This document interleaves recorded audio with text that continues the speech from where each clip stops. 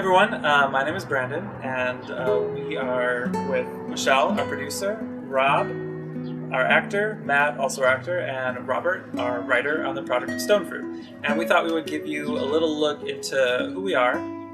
Cheers again. Cheers. So here's some of the questions. What are some of your favorite gay films and why? Well, mine is probably Tu Wong Fu, Thanks for Everything, Julie Newmar. It's just a beautiful celebration of fabulous gay things. It's a 90s movie. Yeah, It has it's to like be straight simple. people trying to talk about gay things, but being gay growing up and watching that was just very powerful. So for me, it was The Birdcage too. The idea that I watched it as a teenager, but I watched it with my mom, and I wasn't out at the time. But to have her laugh at that movie and really enjoy it, and not like in a condescending way, but in a like, oh, they're just like you and me, except a little louder, was like a little reaffirming. It made me feel better about like being able to come out and just be myself at some point. So how did this project come about? What he said was, let's make like the Before Sunset Linklater films trilogy, but gayer. And then I was all like, okay, I'll watch the films because I had never seen them, but I do like Linklater.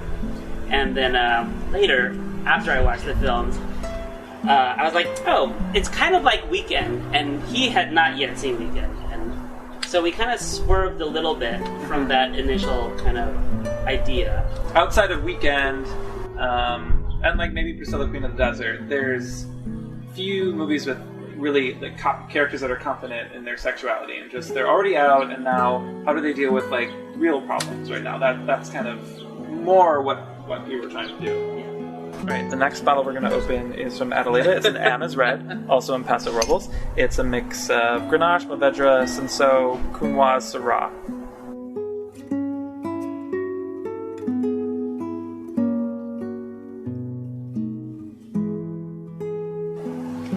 Cheers.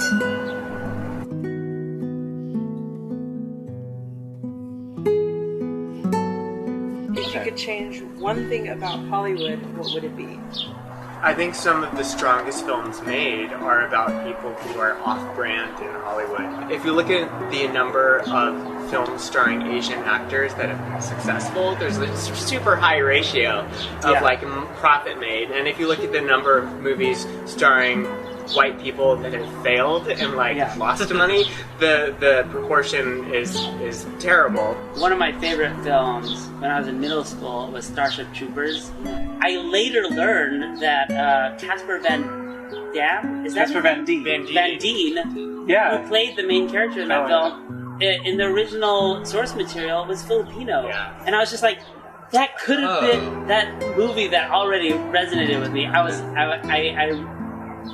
like sincerely grieved that that could have been a Filipino person that I could have been watching, and that was denied because, and this is future adult Robert reflecting. It's like I was denied because like things like that don't get greenlit.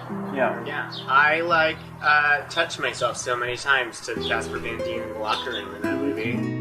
The last song we're going to open is from Brecken. It's 100% Petite Syrah from Monterey, California. It is one of my favorite varietals. It's bold and spicy, and it's a good way to end.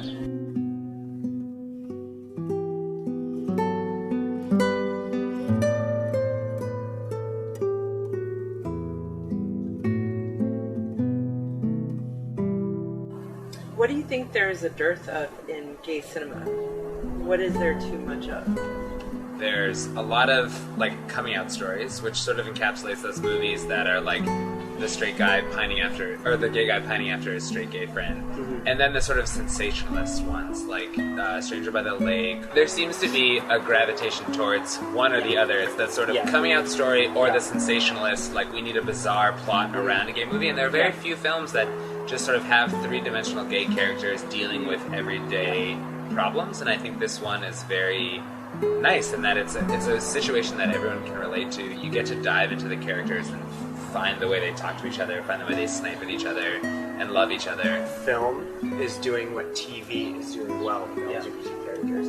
Because TV, LGBT characters are found through so many shows in so many ways and so many flavors, and and like their lead LGBT characters in TV shows that aren't considered LGBT shows, like How to Get Away with Murder.